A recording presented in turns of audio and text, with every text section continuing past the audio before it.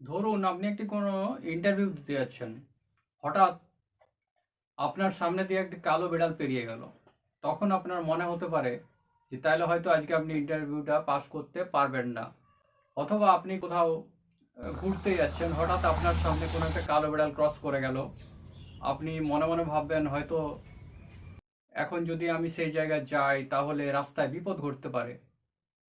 তাহলে এখানে দেখা যাচ্ছে যে আপনি ভাবছেন যে কালো বিড়াল রাস্তা ক্রস করা মানে সেটা দুর্ভাগ্যজনক বা সেটা ক্ষতির কারণ হতে পারে। তো এটা তো আমাদের দেশের মানুষেরা অর্থাৎ আমরা মনে করে থাকি। তো অন্যান্য দেশের মানুষেরা কি বলছে সেটা নিয়ে আলোচনা করা যাক। ইউরোপ ও উত্তর আমেরিকার কিছু অংশে কালো বিড়াল ঐতিহাসিকভাবে কুসংস্কার এবং লোককাহিনীর সাথে যুক্ত। এখানে কালো বিড়াল রাস্তা অতিক্রম করা মানে দুর্ভাগ্যের প্রতীক হিসাবে মনে করা হয়, বিশেষ করে যদি এটি রাতে ঘটে থাকে। আবার জাপানি লোককাহিনীতে কালো বিড়ালকে সৌভাগ্যের প্রতীক হিসাবে দেখা হয়। আবার জাপানি লোককাহিনীতে কালো বিড়ালকে প্রতীক্ষামূলক কবচ হিসাবে দেখা হয় এবং জাপানে এটিও বিশ্বাস করা হয় যে যে ব্যক্তি কালো বিড়াল পুষবে তার সৌভাগ্যের চাকা ঘুরে যাবে, অর্থাৎ তার সৌভাগ্যের উদয় হবে।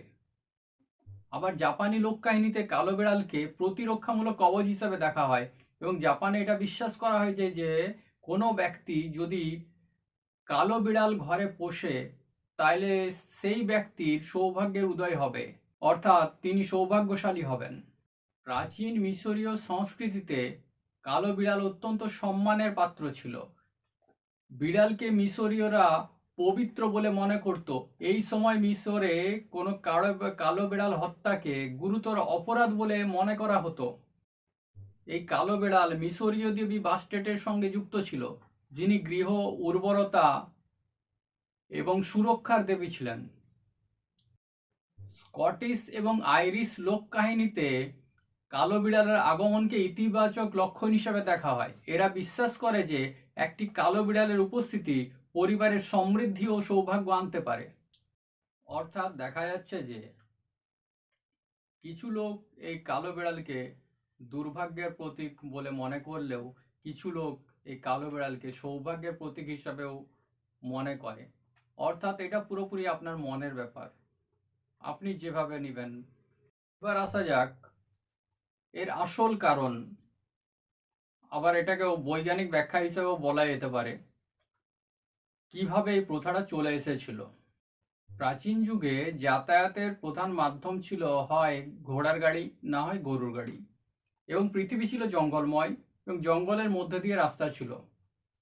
তো এইসব জঙ্গলের মধ্য দিয়ে যখন ঘোড়ার গাড়ি বা গরুর গাড়ি করে মানুষ যাতায়াত করত, তখন হঠাৎ যদি কোনো কালো বিড়াল জঙ্গল থেকে বেরিয়ে রাস্তায় চলে আসতো সেই গাড়ির সামনে, তখন তৎক্ষণাৎ সে গরু অথবা ঘোড়া ভয় খেয়ে যেত এবং তারা ভয় পেয়ে এদিক ওদিক দৌড়াতে থাকতো।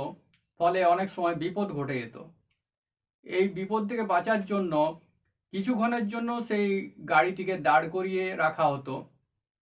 কিছুক্ষণ বিশ্রাম নেওয়ার ফলে সেই গরু বা ঘোড়া শান্ত হয়ে যেত, তারা মানসিকভাবে শান্ত হতো এবং তারপর আবার যাত্রাপথ শুরু হতো। আবার অনেক ক্ষেত্রে মনে করা হয় যে জঙ্গল থেকে যখনই কোনো কালো বিড়াল বেরিয়ে আসছে তার মানে তার পেছনে কোনো ভয়ানক জন্তু হয়তো দৌড়ে আসছে, ধাওয়া করে আসছে তার পিছু পিছু। তাই যদি সেই মুহূর্তে সেখানে গাড়ি স্টপ না করা হয় তাহলে কিন্তু ওই কালো বিড়ালের পেছনে যে জন্তুটি আসছে সেই জন্তুটি এসে মানুষের উপর হামলা করতে পারে, ফলে ভয়ানক বিপদ ঘটে যেতে পারে। এই বিপদ থেকে বাঁচার জন্য তৎক্ষণাৎ সেখানে গাড়ি দাঁড় করিয়ে দেওয়া হতো অথবা গাড়ি কিছুটা পিছনে নিয়ে যাওয়া হতো। এই দুটি হচ্ছে আসল কারণ বলে মনে করা হয় এবং বিজ্ঞানও এই দুটি কারণকেই প্রাধান্য দেয়। বাকি আপনারা যাই ভেবে থাকেন এটা পুরোপুরি মনের ব্যাপার। আপনারা যদি মনে করেন যে কালো বিড়াল পেরোলে সেটা দুর্ভাগ্য, তাহলে দুর্ভাগ্য আপনি ভাববেন। আর যদি মনে করেন যে কালো বিড়ালকেও তো পেরোতে হবে রাস্তা দিয়ে, তারও তো কোথাও যেতে হতে পারে, সে তার রাস্তা দিয়ে যাবে, তার সাথে আপনার ক্ষতি বা আপনার সৌভাগ্যের কোনো যোগাযোগ থাকতে পারে বলে মনে হয় না। আপাতত এটুকুই। কতটা বোঝাতে পারলাম জানি না। যদি ভিডিওটি একটুও ভালো লেগে থাকে তাহলে ভিডিওটি কমেন্ট করবেন, শেয়ার করবেন, লাইক করবেন এবং অবশ্যই ভিডিওটি পুরোটা দেখবেন। ধন্যবাদ। আবার দেখা হবে পরের কোনো এরকম ভালো ভিডিওতে।